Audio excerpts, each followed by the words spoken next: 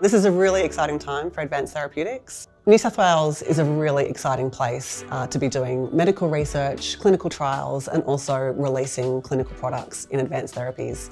We have world-class facilities here, a world-class health system, an incredibly stable environment. We will have patient populations ready and willing to engage in your clinical trials.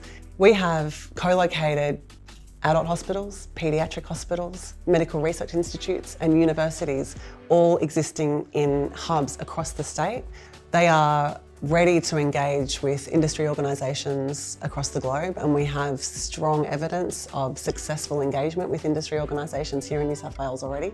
We are part of this rapid explosion in the technology really improving, all of these fantastic minds getting together from all different backgrounds. You've got clinicians, scientists, engineers, scientists in material sciences, lipid sciences, and thinking about how we can put all of these technologies and tools together to improve the safety of these advanced therapeutics, as well as the efficacy of these advanced therapeutics. What we're really hoping to do is figure out how we can scale up the manufacture of these advanced therapeutics, make them a bit cheaper, make them more accessible for more patients, and really it's a game changer for many genetic diseases. We've funded a lot of research that has progressed quite rapidly in terms of the global scale. We have experts in advanced therapies across all stages, across many conditions, and across all ages. I hope you enjoy listening to some of the experts here who are going to be talking about some of their specific research areas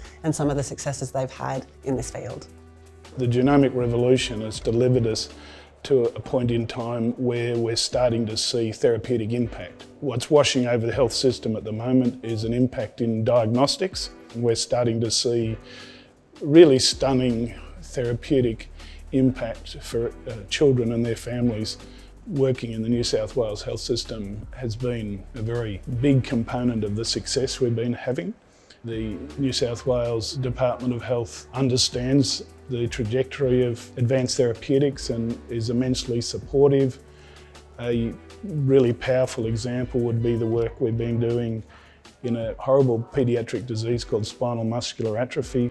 And because it's a progressive condition, the best time to intervene is in the newborn period. Now, to do that, you need newborn screening.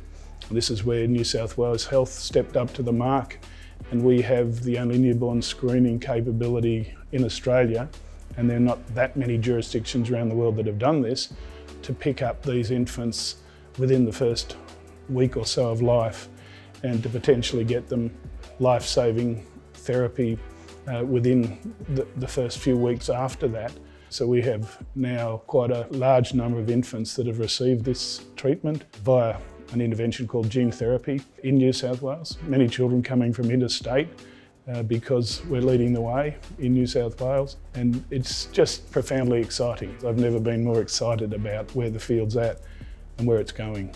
All of the most stunning progress is in the gene therapy space, and that encompasses direct treatment of a patient with a gene transfer formulation, or taking cells from those patients, taking them to a special clean room facility like an intensive care unit for cells, undertaking the genetic repair or correction or modification of those cells and then returning them to the patient.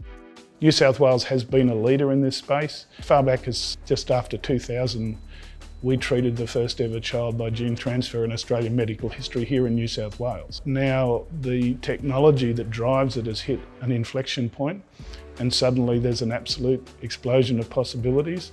The way in which the New South Wales health system, I think there's a lot of progressive thinking. There's an understanding that this trajectory is going to revolutionise many aspects of modern medicine. It's going to be pervasive. It will reach into virtually every medical subdiscipline. This has impact across conditions including cancer, many acquired conditions, even infectious disease. There's the possibility of treating patients for conditions caused by viruses. All of these are within reach of this technology, and it's understood by the New South Wales Department of Health that these are the things that are possible, and so they've been doing everything they can to nourish this. So the Advanced Therapeutics team is really here to support the research pipeline translating it all the way from the idea in the laboratory, all of the experimental work that needs to happen to make sure the idea is actually a good idea to follow, and following it all the way through clinical trials, supporting the healthcare system and other departments across New South Wales Health to make sure clinics and services across the state are going to be ready to actually deliver these advanced therapies to patients. Over the last 20 years since I began as Head of Department of Cell and Molecular Therapies at Royal Prince Alfred Hospital, we've achieved unimagined dreams. The goals of our department are to use cells and genes to treat people with serious genetic diseases and cancers who have unmet needs currently. We were the first centre in the Southern Hemisphere to provide viral-mediated gene transfer to cure diseases like haemophilia. These are revolutionary new technologies which are changing lives and making a major impact on individuals throughout the world, including in Australia.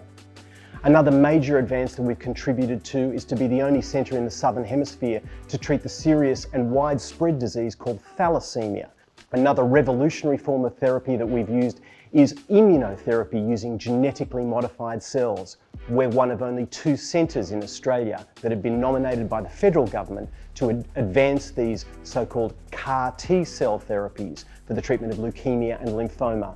And we are very proud of the fact that we are the first centre anywhere in the world to have completed a clinical study in induced pluripotent stem cells, the Nobel Prize-winning stem cells, in a serious human disease called graft versus host disease that's a complication of bone marrow transplantation.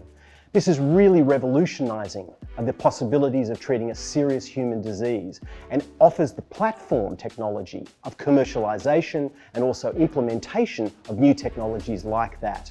This provides opportunities for staff, for students, for industry to partner with us both nationally and internationally to provide new technologies that seem to be the way of the future.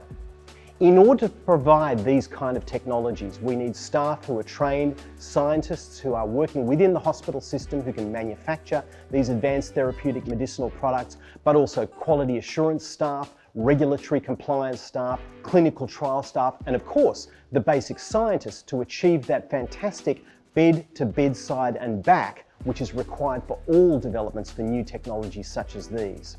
In addition, we have incredible links both within Australia to all of the other nodes in each of the capital cities, but beyond that, we have links throughout the world, and we have garnered those links by virtue of our excellence and our influence.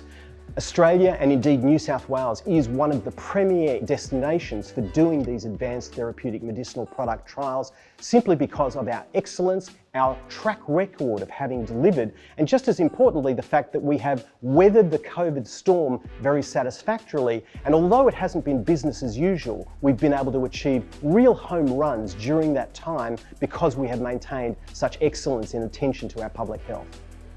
I've worked in lots of different places around the country. Here in New South Wales, I think I can see that there is a deliberate agenda in regard to pushing this conversation between biotech, new therapeutics. The future of medicine is probably in re-engineering our environment. In my case, our microbial environment. And that really needs high-level investment in science and biotech to meet with the health agendas. And I think we're seeing that here quite uniquely, and that's very exciting. So in my own little area, for example, which is dealing with antimicrobial resistance, we're moving into positive solutions. Now, those positive solutions are generally engineered solutions. They're synthetic biology solutions. They are harnessing old methods and rejuvenating them in the modern context, using the power of, computational biology and modern informatics and all that kind of precision tools that we now have at our fingertips that we didn't have before. The opportunities here are for scientifically oriented and biotechnologically oriented investors to be part of this growing enterprise. And you can only do that if you have an effective partnership with the big health structures and the academy, and I think we offer that here. In New South Wales, I think we offer this nice mixture of high-level scientific opportunity, but also we allow a mixture of that with those people who are going to operationalise it. The space works well, I think, because people are happy to come here, it's a nice place to live. We've got a fairly open kind of culture, so it's very easy to approach a senior professor when you're a bright young person with a bright idea. It's an easy place to do business, it's an easy place to figure stuff out. A lot of our major teaching hospitals in this country are actually academic structures. So people like me who are at the bedside all the time are also the senior professors in the universities, which means we can reach into the academic space. I have my PhD students, my postdoctoral scientists working in laboratories from pure academic background in basic science, and I turn a corner and I work with my young trainees in clinical medicine. And it's very easy for me to bring these people together in conversations, casual conversations, and this is the genesis of new ideas. New South Wales Health also strongly invests in our best and brightest young scientists, emerging clinician researchers. We've released funding for advanced therapy research, specifically for PhD scholarships, also for early to mid-career researcher fellowships recently in advanced therapeutics, and they've been incredibly successful. We are committed to ensuring we have a growing skilled workforce ready to be able to perform research as well as deliver these therapies in the clinic once they're approved. The reasons one would come to New South Wales are really about the juxtaposition of an outstanding health system and an outstanding biomedical research capability. And I think a really powerful example of New South Wales' ability, you've only got to look at how New South Wales Health has handled the pandemic. It's global gold standard, what New South Wales Health has achieved. And this is really emblematic of capabilities and awareness that runs very deep in New South Wales Health. So I think that New South Wales ought to be a mecca for the biotech sector. Commercial entities will be welcomed. There's fabulous interactions they can have at all places along the developmental pathway from idea through to therapeutic reality. The same goes for the academic sector. So there's a great willingness to collaborate. I think New South Wales is definitely a place that parties nationally and internationally, whether they're academic or commercially focused in the advanced therapeutic space, come and check out New South Wales, because it's a happening place. New South Wales Health is investing in advanced therapeutics, not just in the research space, but also in clinical services to make sure we can offer these types of therapies in the clinic once they're approved, from Bondi to Byron Bay to Broken Hill. It will be a real statewide service, ensuring all patients who are eligible for these advanced therapies can access them when they need them. Our Minister for Health and Medical Research has committed $25 million to invest into viral vector manufacturing to address the gap in accessing this really important tool for developing advanced therapies. We are also considering how we can potentially support manufacturing other biological materials here in New South Wales. The area of advanced therapeutics is so exciting at this point in time. We have all of these technologies rapidly advancing, all of these fantastic tools that are finally in a position where they're working really well, safe for patients, effective for patients, and making a real impact on patients' lives that have had no hope before.